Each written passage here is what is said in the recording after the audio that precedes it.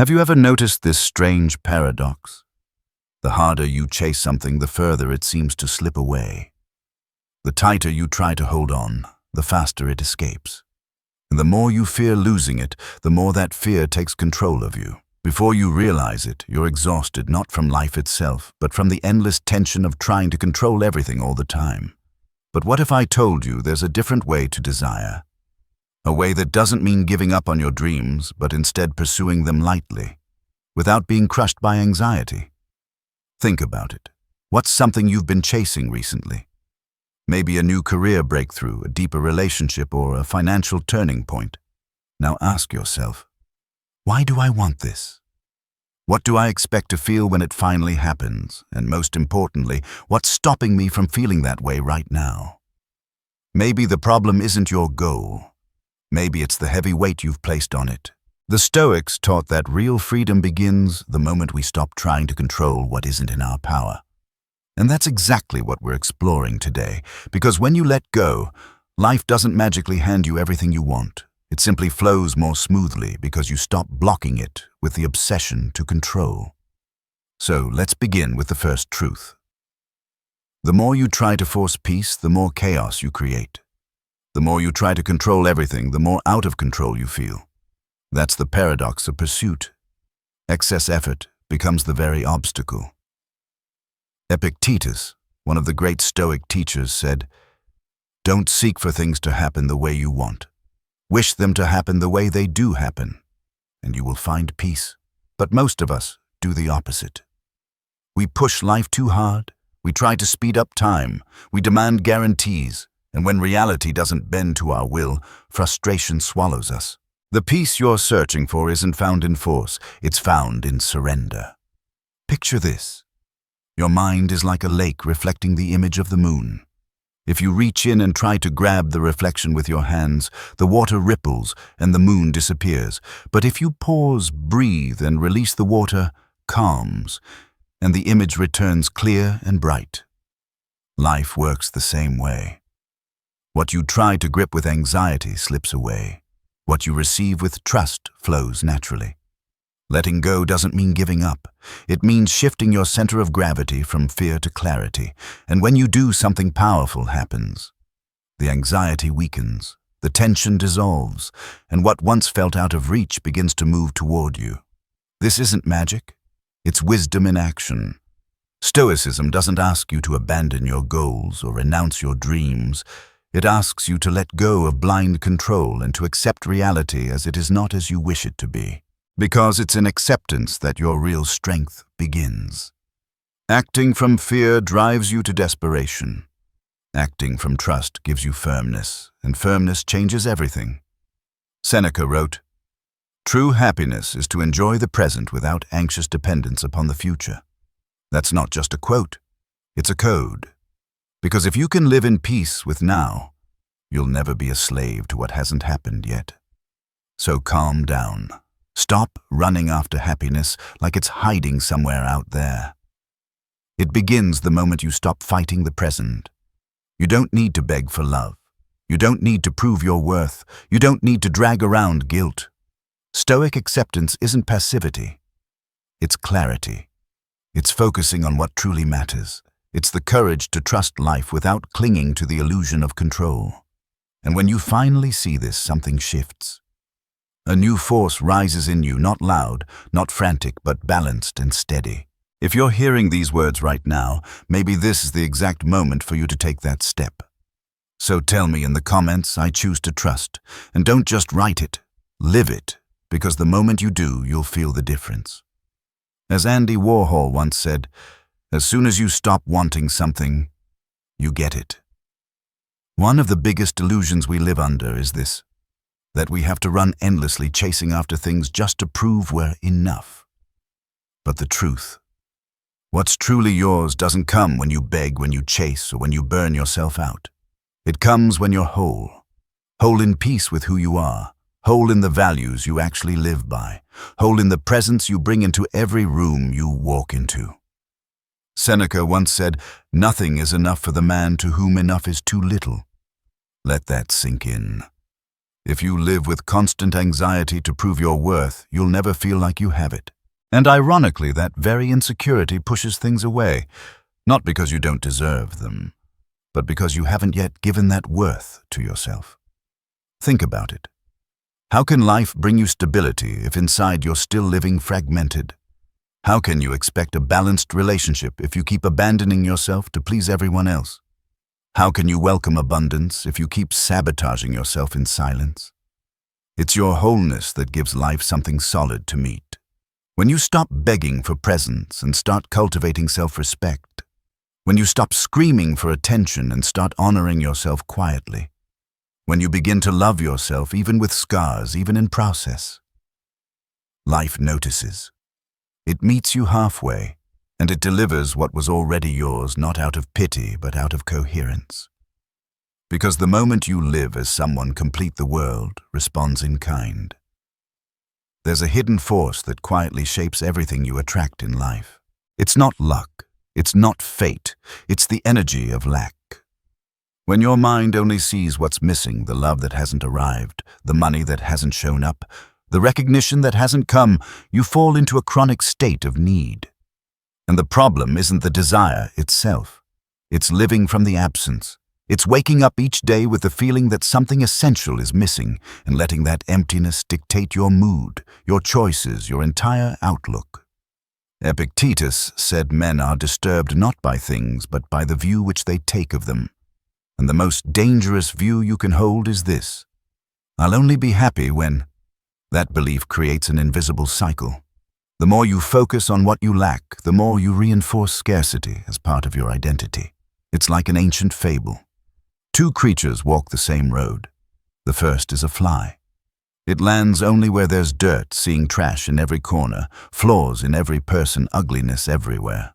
When asked what it found on the journey, it sneers, nothing of value, only rot. The second is a bee.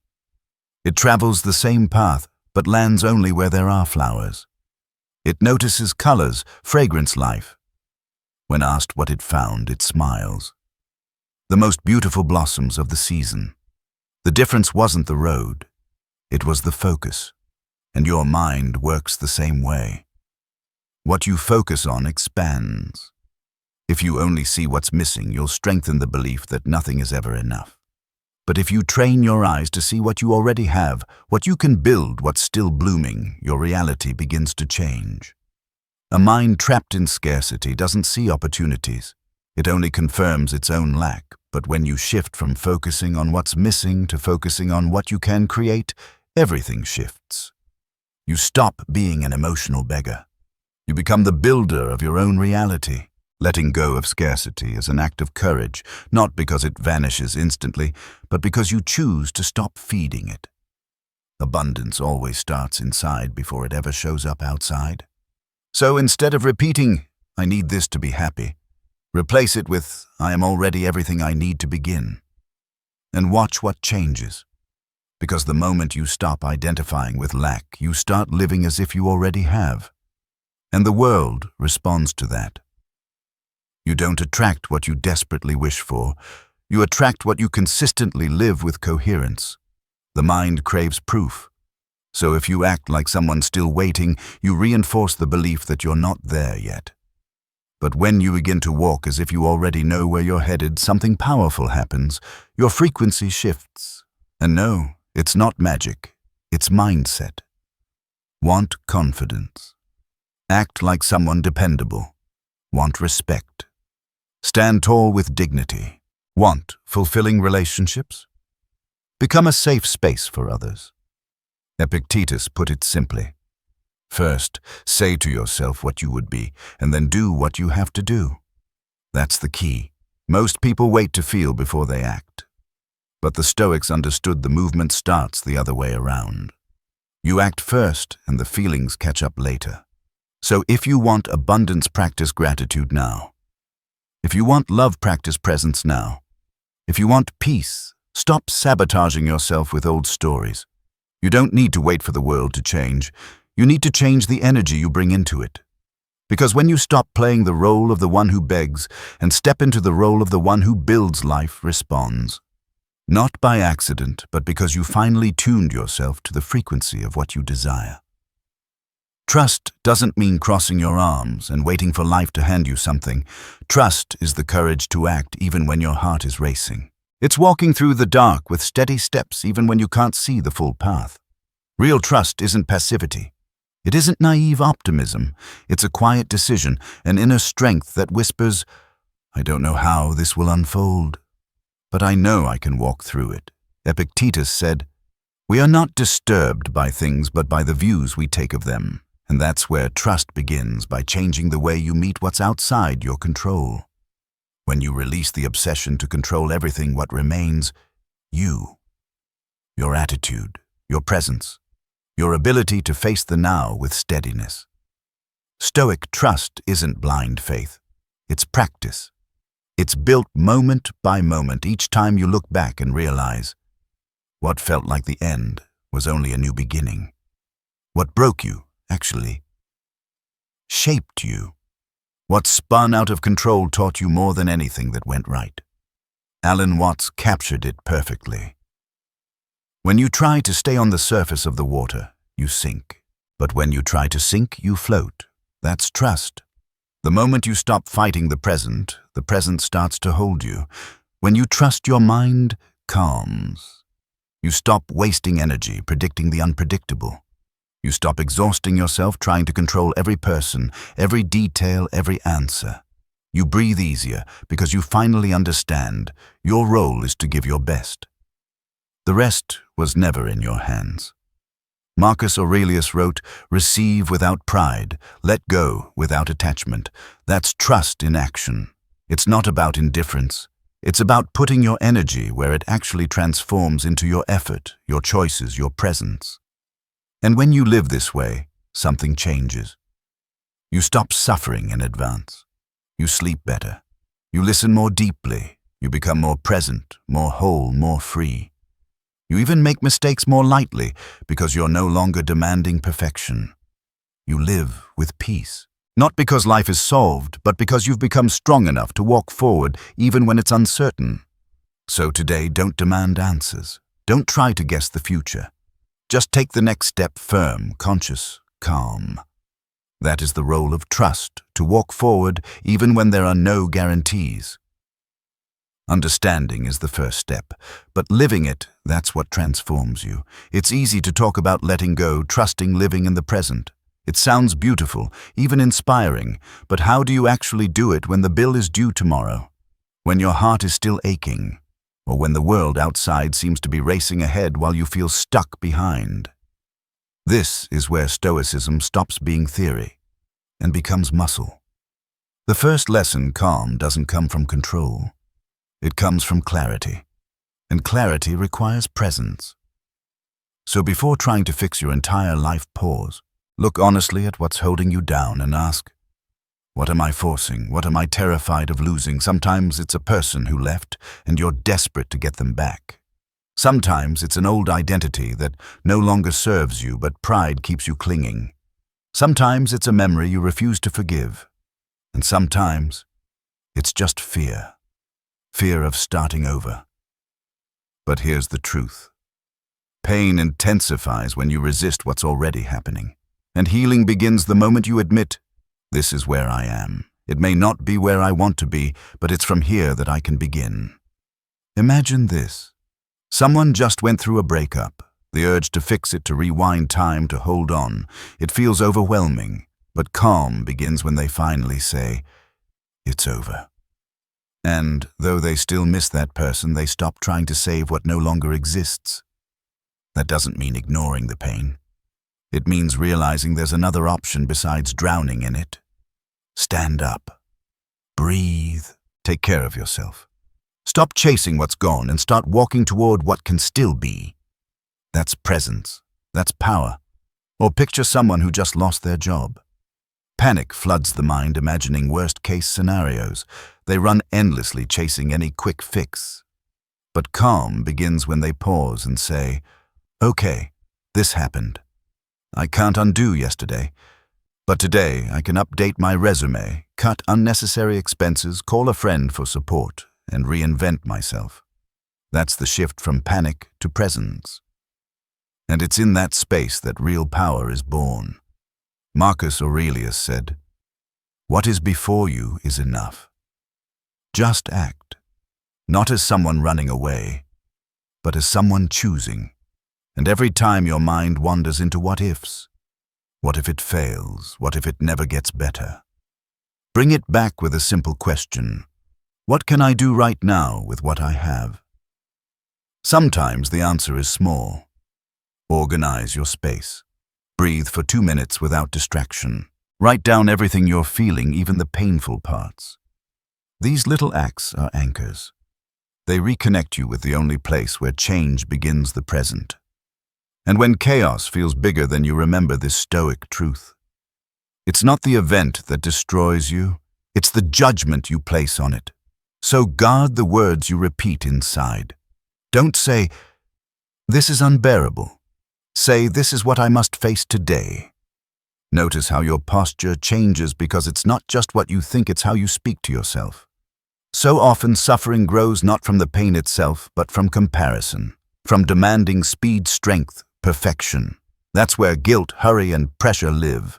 Respect your pace. Don't compare your path to someone else's. You don't need to run a marathon at the speed of someone already at mile 30. Different flowers bloom in different seasons. Seneca reminded us, it's not because things are difficult that we dare not. It's because we dare not that they are difficult. And sometimes daring is as simple as continuing, even slowly. These practices don't perform miracles, but they create miracles. The miracle of no longer being a slave to outside chaos. The miracle of building inner strength. And once that happens, you don't have to chase everything in desperation, because what's meant for you begins to sense your steadiness and comes toward you. There's a huge difference between desiring something and being enslaved by desire. When you desire with balance, you act with wisdom. But when desire turns into obsession, it drains your energy, hijacks your attention, and steals your peace. Suddenly, everything in your life begins to orbit around that one thing you think you're missing. And in the process, you forget the abundance that's already here. The Stoics taught us to observe our thoughts with distance. Epictetus put it this way: "Don't be carried away by what appears to you, only observe it." That's the essence of a receptive mind. And make no mistake, a receptive mind is not a passive one. It's a mind that refuses to cling to every thought as if it were absolute truth. A mind that no longer wastes energy trying to control the uncontrollable. A mind that can finally live in the present lightly without the heavy weight of needing to predict the future just to feel safe. Because when you're obsessed, you don't see reality. You see through the lens of anxiety, scarcity, urgency, constant comparison. And the harder you push against it, the more tension you feel. And the further peace drifts away. But when you slow down, breathe, and simply observe, something changes. You begin to see things as they are, not as your anxious mind insists they should be. You swap the illusion of control for the clarity of acceptance, and that is freedom. A receptive mind is like an open window. It lets the wind move, the light enter, and new things appear. It doesn't slam shut against the unexpected. And this doesn't mean living without goals. It means walking the path calmly, without confusing results with your worth, without confusing achievements with love, without confusing control with safety. You act with intention, but you accept with wisdom. You give effort, but you stop draining yourself trying to force what isn't only yours to decide. The lesson here is simple. Stop obsessing over what you don't have. Let it flow into your life when the time is right, because when you stop pushing, the path reveals itself. When you stop chasing, what is truly meant for you finds its way to you. The Stoic mind. When receptive, becomes sharper, more present, more open to life's signals. Those subtle miracles that only the patient notice. The Zen master, Thich Nhat Hanh, said it beautifully. Detachment gives us freedom, and freedom is the only condition for happiness. If in our hearts we still cling to anything, anger, anxiety, possessions, we cannot be free. That's why letting go of control isn't weakness, it's maturity. It's creating space to see more clearly. It's ending the war with reality and learning to flow with it. Some of the most important things in your life won't arrive when you demand them. They'll arrive when you're ready. And readiness looks like this: staying receptive, staying conscious, staying at peace with the present. So breathe. Release the rigidity. Release the urgency. Above all, release the fear. And if you're ready, write in the comments, "My mind flows." That's not just a phrase. It's your commitment to peace. It's your first step toward living with lightness, clarity, and freedom. Let go. Trust the process. Stop trying to control everything. Sounds simple, right? Even light. But in practice, when the real moment comes, something inside resists. That resistance usually disguises itself as self-protection, as if clinging to chaos feels safer than facing the emptiness of a new beginning. But deep down, that's exactly what keeps you trapped. The first obstacle: fear. Fear of losing, fear of failing, fear of letting go and being left with nothing. But ask yourself honestly, how many times have you gripped something so tightly that you didn't realize how much it was suffocating you? It's like clutching a thorn. The more afraid you are to release it, the more it hurts. Epictetus said, "Nothing great is destroyed by external loss, but only by our opinion about it." You don't have to lose what's valuable. But maybe you need to release the idea that everything only has value if it lasts at all costs. Sometimes letting go is the only way to save what's still good, especially inside yourself. The second obstacle is impatience. We live surrounded by hurried deadlines, comparisons, constant rushing. We want results before the process has even matured, but calm isn't the absence of action, it's the presence of awareness. Think of a tree just after it's been pruned. It looks bare, even broken. But in the silence of waiting, new branches prepare to grow. The fruits worth tasting never arrive with noise. They ripen in their own time. That requires faith. Not blind faith, but the trust of someone who knows. What's invisible today will be visible tomorrow. Another obstacle is rigidity. That pain you feel when life doesn't follow the script you wrote in your head. But was it really life that disappointed you? Or was it your expectation that grew too large? It's like building a sandcastle and then getting angry at the ocean. The tide didn't betray you, your illusion of permanence did. Too many expectations become invisible cages. And suffering often doesn't come from what happened, but from the perfect picture you painted of how it should have been. Seneca wrote, "If you want everything to happen as you wish, you will be unhappy. But if you accept what life gives you, will find serenity."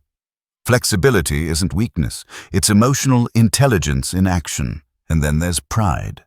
That voice whispering, "If you let go, you're giving up." But letting go isn't weakness. It's wisdom. It's humility. It's remembering that we're part of nature, not above it. And like everything in nature, we move through cycles, stages, seasons. When we try to force something outside its natural rhythm, nothing flows not from lack of effort, but from lack of alignment. Think of electricity. You can't see it, but if you touch the wrong place, you feel it immediately. Life works the same way. Ignoring its laws doesn't speed things up. It only delays them. Behind all these obstacles, there's usually one hidden desire: control. Control of people's feelings, control of timing, control of outcomes. But life isn't an engineering project. It's a river. And anyone who tries to hold water in their hands ends up exhausted and emptier than before. So start small. You don't need to drop everything at once. Release one demand today, one judgment tomorrow. That repetitive conversation that always goes nowhere. It's like lightening the load of a suitcase. You don't need to throw it all out. Just set down what no longer helps you move forward. And notice your life won't collapse. On the contrary, something new will begin to grow inside: lightness, clarity, freedom. Finally, beware of one common trap: thinking that letting go means not caring. That's a distortion. When you let go with awareness, you actually care more wisely. Not from lack, but from presence. Not from attachment, but from love. It's the difference between holding someone's hand and dragging them by the shoulders. One supports, the other suffocates. Letting go is trusting, and trusting isn't folding your arms, it's putting your hands where they can really make a difference here. Now, in you. Most people live obsessed with outcomes. They want success, happiness, recognition, but they forget a simple, brutal truth. You don't control results. You only control the process. That's why so many people burn out, get frustrated, or give up, because all their energy is tied to what they can't control, while ignoring what they actually can. So when you catch yourself stuck in that cycle, desiring too much, expecting too much, demanding too much, that's the moment to pause, to break the pattern, to come back to yourself and remember what truly matters. One of the most powerful strategies I've ever learned comes from author Ryan Holiday. Focus on actions, not outcomes. Sounds simple, but it will flip your life upside down, because results are consequences. Actions are choices. You don't control whether you'll get that promotion, but you control whether you show up today as your best self. You don't control whether you'll be loved, but you control whether you're cultivating healthy, honest relationships. You don't control when things will happen, but you can make sure you're ready when they do. That's the Stoic way. Stop wasting time wishing for the world to give you something. Instead, give yourself to the world with your best effort, your best focus, your best presence. Here's the paradox. The more you cling to getting there, the farther it feels. But the more you ground yourself in the here, the faster the path builds itself beneath your feet. You may not get everything exactly when you want it, but if you keep planting with consistency and clarity, what's meant for you will bloom. Not by accident, but because you acted with purpose. So trust yourself. Believe you're worthy of where you dream of going. But put your energy into what you can do now, not into what you don't yet have. Trade the weight of expectation for the strength of commitment. Because here's the twist. The more you obsess over success, the less it shows up. The more you act with clear intention, the closer success comes quietly, steadily. Sometimes the thing you've been chasing is already in front of you, just waiting for you to slow down. Open your heart and allow yourself to receive without trying to control it. That's when life begins to unfold, not because you demanded it, but because your peace invited it. Viktor Frankl once wrote a line that hits like an arrow: "Don't aim at success. The more you aim at it and make it a target, the more you are going to miss it. For success, like happiness, cannot be pursued. It must ensue." That's the secret. Release. Act. Let life happen. Life doesn't need to be forced. It blooms when you stop resisting and finally live with presence. Thank you for walking with me all the way here. If this message helped you see things from a new angle, I invite you to subscribe. Not just to follow, but to continue reflecting, growing, and building the kind of inner strength the Stoics spoke of. Because together, step by step, we can learn to live lighter, clearer, freer.